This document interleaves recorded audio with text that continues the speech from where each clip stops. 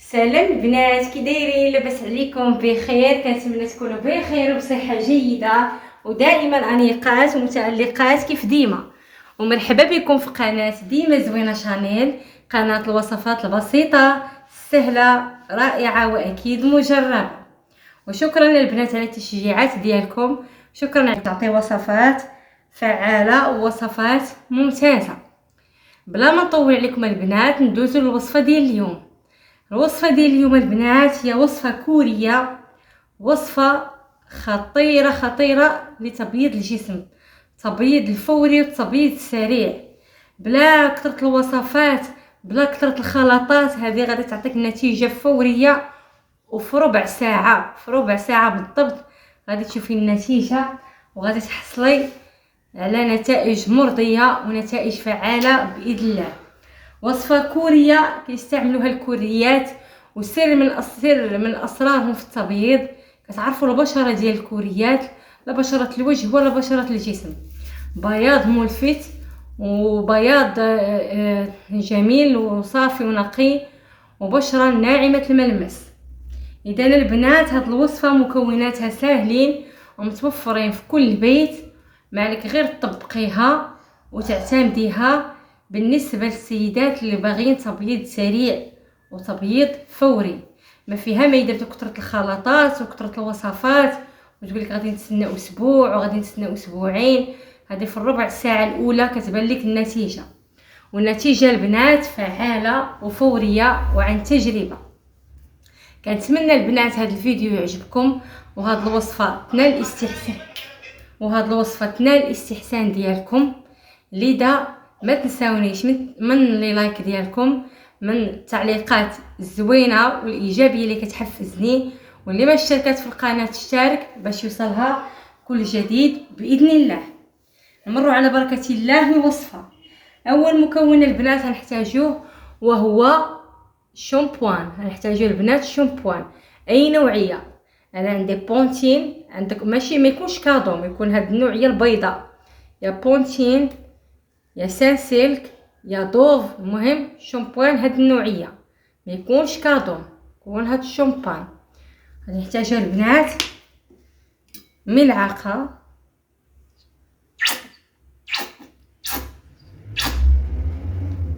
ملعقه كبيره ممتلئه من شامبان البنات اثبت الفعاليه ديالو في التبييض في هاد السنوات الاخيره. راه مبيض فعال وسريع وكيزيل جميع التسبغات، ما عليك غير تطبقيه وتعتمدي في الوصفات ديالك. كنضيفوا الملعقه الثانيه، ملعقتين البنات ديال الشامبان. كيف قلت لكم ما يكونش كادوم، يكون هاد النوعيه البيضاء، يا بونتين يا سانسيلك يا دوف.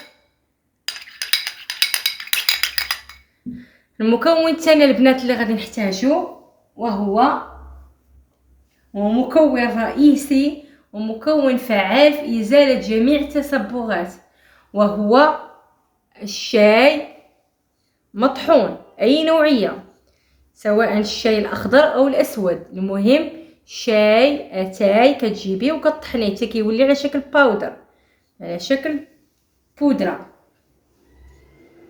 كنضيفوا البنات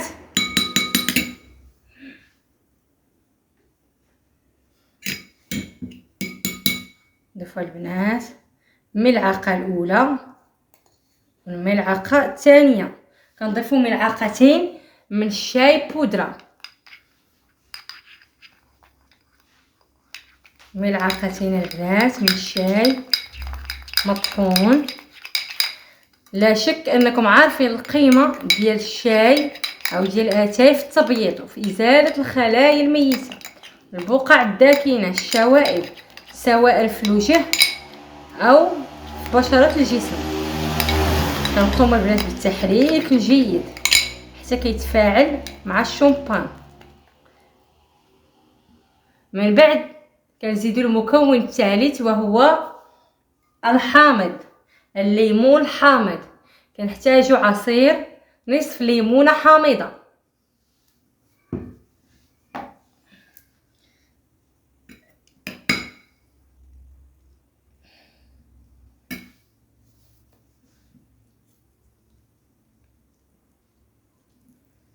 نحتاج الملعقه الاولى، نحتاج تقريبا ملعقتان على حسب قوام الخليط.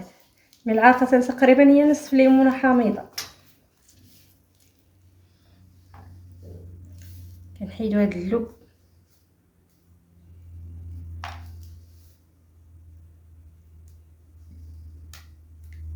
نقوموا بالتحريك الجيد. راه وصفه فعاله، وصفه هي سر من اسرار الكوريات في التبييض. تبييض سريع، تبييض فوري، كتطبقيها لاي منطقه سوداء في الجسم، الركب، الاكواع، القدمين، اليدين. خطيره البنات، خطيره خطيره في التبييض، ومكوناتها ساهل وبساط بلا كثره التكاليف. كتحركي حتى كتحصلي على هذا القوام. كنزيدوا البنات قطرات مع الحمد لله. انا كيبان لي القوام مازال ثقيل.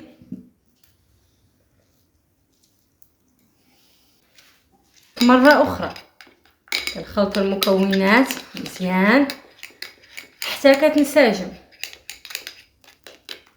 راه البنات كنجيب لكم وصفات فعاله ووصفات سهله وبطبيعه الحال كتعطي نتيجه في الحين.